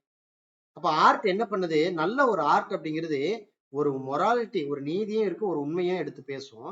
அதே மாதிரிதான் இந்த சக்சஸ்ஃபுல் டிராஜிக் டிராமா அப்படிங்கிறது மொராலிட்டியை டீச் பண்ணுது. நான் நேத்தே சொல்லிட்டேன், ஒரு மூவியை பார்த்துட்டு வரீங்க அப்படின்னா அந்த மூவி உங்களுக்கு கடைசி என்ன சொல்லணும்? ஒரு விஷயத்தை டீச் பண்ணணும். அழகா ஒரு பாயிண்ட் ஒன்று இருக்கு. 96 மூவியை முடிச்சதுக்கு அப்புறம் அந்த 96 மூவி பத்தின ஒரு இன்ட்ரோடக்ஷன் சீன் பத்தி ஒரு இடத்துல விஜய் சேதுபதி சொல்லுவாரு. அந்த 96 மூவில அந்த எண்ட்ல அந்த ரெண்டு கப்பலும் மீட் பண்ணிக்கிற இடத்துல ஒரு இடத்துல என்ன பண்ணுவாங்க, ஒரு சீன் எப்படி இருக்கும் அப்படின்னா, இருக்கலாம் அப்படிங்கிற ஒரு இடத்துக்கு என்ன அப்படின்னா அவங்க கிஸ் பண்ணிக்கிற மாதிரி ஒரு சீன். அப்படி ஒரு சீன் வைக்கலான்னு ஒரு டைரக்டர் சொல்றாரு. அதுக்கு விஜய் சேதுபதி அதுக்கு ஒரு கான்செப்ட் சொல்றாரு. இந்த இடத்துல நம்ம அந்த மாதிரி சீன் வச்சோம் அப்படின்னா அது தப்பான ஒரு கான்செப்ட் எடுத்துரும். அப்போ ஆல்ரெடி ஒரு 2 பேர் தனித்தனியா லவ் பண்ணி மீண்டும் வெவ்வேறு இடத்துல கல்யாணம் பண்ணிட்டாங்க. ஒரு 2 பேர் லவ் பண்றாங்க. லவ் பண்ணி வெவ்வேறு இடத்துல கல்யாணம் பண்ணதுக்கு அப்புறம் மீண்டும் ஒரு நாள் பார்த்து சந்திச்சுக்கும் போது இந்த மூவியை இந்த மூவி எதை ரெப்ரசென்ட் பண்ணும்? உங்களுடைய அன்பை கிஸ் பண்ணி வெளிப்படுத்திக்காங்கன்னு சொல்லிரும். அதனால அந்த சீன் அப்படி வைக்க வேணாம் அப்படின்னு சொல்லி அந்த விஷயம் சொல்றாரு. அப்ப அங்க ஒரு என்னன்னா ஒரு கான்செப்ட், ஒரு மொராலிட்டியை வந்து எடுத்துக்காட்டுது. அப்ப அந்த மூவியை பார்த்ததுக்கு அப்புறம் ஆடியன்ஸ்க்கு என்ன தோணும்? இந்த ஒருவேளை அவர் இன்டர்வியூ பார்க்கலினா கூட ஆடியன்ஸ்க்கு என்ன தோணும் அப்படின்னா, தன்னுடைய பழைய காதலியை மீண்டும் ஒரு முறை சந்திச்சா கூட ஜென்யூனா சந்திச்சுட்டு வரணும் அப்படிங்கிற ஒரு விஷயத்த அங்க வந்து காட்டியிருக்கிறாங்க அந்த மூவில. அந்த மாதிரிதான் ஒவ்வொரு டிராஜிக் டிராமாவும் என்ன பண்ணுது? இட் டீச்சர்ஸ் மொராலிட்டியை டீச் பண்ணுது அப்படின்னு சொல்லி இது காட்டுறாரு. இதுக்கான எக்ஸாம்பிள் தான் good art always teachers tied with morality and truth இருக்கும் அப்படிங்கிற விஷயம். அதுக்கு அடுத்தது அரிஸ்டாட்டில் ஒரு விஷயத்தை அக்ரி பண்ணிக்கிறாரு. ஆர்ட் அப்படிங்கிறது நெகட்டிவ் எமோஷன்ஸும் இருக்கு அப்படிங்கிறது சொல்றாரு. இவ்வளவு நேரம் ஆர்ட் பத்தி எப்படி சொன்னாரு? பாசிட்டிவ் மட்டுமே சொல்லிட்டு இருந்தாரு. சில நேரங்கள்ல நெகட்டிவும் இருக்கு. அப்படி sometimes we can claim it. அந்த மாதிரி நெகட்டிவும் கிளைம் பண்ணலாம் அப்படிங்கிறாரு. கிளைம் பண்ணிட்டு he claims it then purged. அது என்ன சொல்றாரு? அப்படி கிளைம் பண்ணிட்டு என்ன சொல்றாரு? this in harmless healthy வேல அதை பியூரிஃபை பண்ணலாம். ஆர்ட் அப்படிங்கிறது நெகட்டிவான எமோஷன்ஸ் இருக்கு. அந்த நெகட்டிவான எமோஷன்ஸ் எப்படி என்ன பண்ணலாம்? அது தீங்கு விளைவிக்காத வகையிலையும் நல்ல ஒரு ஹெல்த்தியான வேலை அதை பியூரிஃபை பண்ணலாம் அப்படின்னு சொல்லியும் சொல்றாரு. அதுக்கான ஒரு கான்செப்ட் தான் பார்த்தீங்கன்னா டாக்ட்ரின் ஆஃப் கெத்தார்சிஸ். வெரி இம்பார்ட்டன்டான ஒரு பாயிண்ட். நம்ம நேத்தும் இந்த கெத்தார்சிஸ் பத்தி பார்த்தேன் சொன்னோம், இன்னைக்கும் உங்கள்கிட்ட சொல்லிட்டு இருக்கேன். என்னுடைய கிளாஸை நீங்க அட்டன் பண்ணதுக்கு அப்புறம் கெத்தார்சிஸ்ங்கிற கான்செப்ட் எங்க வந்தாலும் நீங்க ஈஸியா மார்க் வாங்கிக்கலாம். ஏன்னா அந்த கெத்தார்சிஸ்க்கான கான்செப்ட் நான் உங்களுக்கு ஒரு இன்ட்ரோ நேத்தே கொடுத்துட்டேன். இது என்ன பண்ணுது? கெத்தார்சிஸ் அப்படிங்கிறது பியூரிஃபிகேஷனுங்கிற வார்த்தை சொல்லிட்டேன். அதுக்கு ஒரு டேர்ம் வேர்டு, ஒரு கீவேர்டு இருக்குது. ப்ராசஸ் ஆஃப் ஸ்ட்ராங் ஃபீலிங் அப்படிங்கிறது சொல்லிட்டேன். ப்ராசஸ் ஆஃப் ஸ்ட்ராங் எமோஷன்ஸ் அப்படிங்கிறது சொல்லிட்டேன். அப்ப இந்த கெத்தார்சிஸ் அப்படிங்கிறது எதுக்கோட தொடர்புபடுத்தணும்? முதல்ல நீங்க எமோஷன்ஸோட தொடர்புபடுத்திக்கங்க. இங்க காமனான word the process of expressing strong feeling, the process of expressing strong emotions, strong feeling, strong emotions. இது ரெண்டு எமோஷன் அப்படிங்கிறது காமனான வேர்டு இந்த கெத்தார்சிஸ். அந்த கெத்தார்சிஸ இன்னும் சொல்லணும்னா அது ஒரு பியூரிஃபை பண்ணுது, பியூரிஃபிகேஷன் அப்படிங்கிறது இருக்கு அப்படிங்கறத சொல்லிட்டு, இப்ப இந்த பியூரிஃபிகேஷன் அப்படிங்கிறதுக்கு இன்னும் ஒரு எக்ஸாம்பிள் வேணும். கெத்தார்சிஸ் அப்படின்னா பியூரிஃபிகேஷன் சொல்லியாச்சு. அது என்ன பியூரிஃபை பண்ணுது, என்ன பியூரிஃபிகேஷன் பண்ணுது அப்படிங்கறது நீங்க இந்த இடத்துல புரிஞ்சுக்கணும். ஒரு எமோஷனலை ரிலீஸ் பண்ணுது. உனக்குள்ள ஏதோ ஒரு விஷயத்த நீ அடங்கி போயிருக்க, உன்னுடைய கிரீஃப், ஒரு துக்கம் உன்னை அடிச்சு இருக்குது, அப்படியே அந்த கழுத்தை நெரிச்சிட்டு இருக்குது. அப்படி நெரிச்சிட்டு இருக்கிற துக்கத்தை அதை ரிலீஸ் பண்ணுது இல்லையா? அந்த ரிலீஸ் பண்ணக்கூடிய ஆக்ஷன் பேரு தான் கெத்தார்சிஸ். அந்த துக்கத்தை ரிமூவ் பண்றதுக்கு ஒரு ப்ராசஸ் ஒன்று நடக்குது. அந்த ஸ்ட்ராங் ஃபீலிங்கை, அந்த ஸ்ட்ராங் எமோஷனை ரிலீஸ் பண்றதுக்கு ஒரு ப்ராசஸ் ஒன்று நடக்குது. தட் இஸ் த கெத்தார்சிஸ். அதுதான் ஒரு பியூரிஃபிகேஷன் அப்படிங்கிறது அங்கதான் நடக்குது. அப்ப என்ன பண்ணுது அப்படின்னா, இந்த கெத்தார்சிஸ் மூலியமா நீங்க ஒரு டிராமாவை பார்த்துட்டு வரீங்க, ஒரு ட்ராஜடியை நீங்க பார்த்துட்டு வரீங்க, அதுல நீங்க இந்த கெத்தார்சிஸ் உணர்றீங்க அப்படின்னா, அந்த கெத்தார்சிஸ் என்ன பண்ணும் அப்படின்னா, there is a process of releasing negative emotions. அங்க நெகட்டிவான இருக்கக்கூடிய எமோஷன்ஸ் அது என்ன பண்ணுது, ரிலீஸ் பண்ணுது. ஃபார் எக்ஸாம்பிள், உங்ககிட்ட இருக்கிற கோபம், உங்ககிட்ட இருக்கக்கூடிய அந்த கிரீஃப், இது எல்லாத்தையும் என்ன பண்ணுது, அதை ரிலீஸ் பண்ணுது. ரிலீஸ் பண்ணி உங்களை பியூரிஃபிகேஷன் பண்ணுது, உங்களை பியூரிஃபை பண்ணுது. சில நேரங்கள்ல உங்களோட மூவி அப்படிதான் இருக்கும். சில மூவி என்ன பண்ணும் அப்படின்னா, பாசத்தை எடுத்து காட்டுற மாதிரி இருக்கும். தன்னுடைய தங்கச்சிக்கு ஒரு பிரச்சனை அப்படின்னா, அண்ணன் எப்படி வரான் பாரு அப்படிங்கிற விஷயத்த உங்களுக்கு அந்த மூவி பார்த்துட்டு போனதுக்கு அப்புறம் சில நேரங்கள் அந்த குழந்தைங்கள்ட்டே பார்க்க முடியும். சின்ன சின்ன பசங்க இருப்பான், 6 வயசு, தங்கச்சி ஒரு 4 வயசு இருக்கும். அந்த மாதிரியான ஒரு எமோஷனலான சில விஷயத்தை பார்த்ததுக்கு அப்புறம் என்ன பண்ணும் அப்படின்னா, தங்கச்சி அப்படியே அன்பா பார்த்துக்கும். அதே மாதிரி தான் பெரியவர்களுக்கு இது பொருந்தும். சில மூவி என்ன பண்ணும் அப்படின்னா, உங்ககிட்ட இருக்கக்கூடிய விஷயத்தை பியூரிஃபை பண்ணும். உங்ககிட்ட ஒரு குணம் இருக்கு, எப்பொழுது பார்த்தாலும் கோவப்படுவீங்க, கோவப்பட்டுட்டு சண்டை போட்டுட்டு அவங்க கிட்ட பேசாம இருப்பீங்க. இந்த குணத்தை அப்போ ஏதோ ஒரு மூவி இருக்கு பார்த்துட்டு வரீங்க, அந்த மூவி உங்களுக்கு என்ன சொல்லுது அப்படின்னா, யாரா இருந்தே நம்ம உறவு தானே, நீங்க பேசுங்கன்னு சொல்லி அந்த மூவி சொன்னதுக்கு அப்புறம் நீங்க என்ன பண்ணுவீங்க, அதை பார்த்ததுக்கு அப்புறம் உங்களுக்குள்ள இருக்கிற அந்த நெகட்டிவ் ஃபீலிங்கை ரிமூவ் பண்ணிட்டு அது என்ன பண்ணுவீங்க, நீங்க பாசிட்டிவான ஒரு சார்ஜ் ஏத்துக்குவீங்க. That is the catharsis. அது என்ன பண்ணுது, that is the purification of your negative emotions. That is called the catharsis.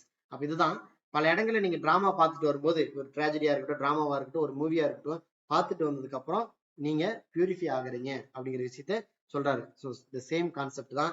நெகட்டிவான சில எமோஷன்ஸ் இருந்தாலுமே எப்படி கத்தார்சிஸ் வந்து நெகட்டிவான எமோஷன்ஸை அது சரி பண்ணுதோ, அதே மாதிரி ஆர்ட்லயும் அந்த மாதிரி நெகட்டிவான எமோஷன்ஸை சரி பண்றதுக்கு வழி இருக்குங்கிற விஷயத்தையும் சொல்லிட்டாரு. So art is neither psychologically destabilizing nor politically destructive. Already சொன்ன பாயிண்ட் தான். ஆர்ட் இஸ் டிஸ்ட்ரக்டிவ் அப்படிங்கிறது யாரு சொன்னது, பிளாட்டோ சொன்னது. பிளாட்டோ அரிஸ்டாட்டில் என்ன சொல்றாரு, ஆர்ட் இஸ் நாட் டிஸ்ட்ரக்டிவ் சொல்றாரு. அதுதான் இங்கே இந்த 2 பாயிண்டும் பிளாட்டோ சொல்லிக்கிறாரு. டீஸ்டாபிளைசிங் அப்படிங்கிறது, ஆர்ட் அப்படிங்கிறது டீஸ்டாபிளைசிங் சொன்னது பிளாட்டோ, ஆர்ட் அப்படிங்கிறது டிஸ்ட்ரக்டிவ் அப்படின்னு சொன்னது பிளாட்டோ. இங்க அரிஸ்டாட்டில் இது ரெண்டையும் சேர்த்து சொல்றாரு. ஆர்ட் அப்படிங்கிறது, அரிஸ்டாட்டிலுடைய கான்செப்ட் ரொம்ப கேர்ஃபுல், ஆர்ட் அப்படிங்கிறது டீஸ்டாபிளைசிங்கும் இல்ல, டிஸ்ட்ரக்டிவும் இல்லை அப்படின்னு சொல்லிட்டாரு. இது ரெண்டையும் ஆமான்னு சொல்றது பிளாட்டோ, இல்லைன்னு சொல்றது அரிஸ்டாட்டில். அதுக்கு அடுத்த பாயிண்ட், ஆர்ட் அப்படிங்கிறது என்ன பண்ணுது, உங்களுக்கு ஒரு தெரபிட்டிக் பண்ணுது, உங்களை வந்து சரி பண்ணுது, ஒரு ஹெல்த்தியான லைஃப் வாழணும் அப்படிங்கிறதுக்கு இந்த ஆர்ட் அப்படிங்கிறது தெரியுது.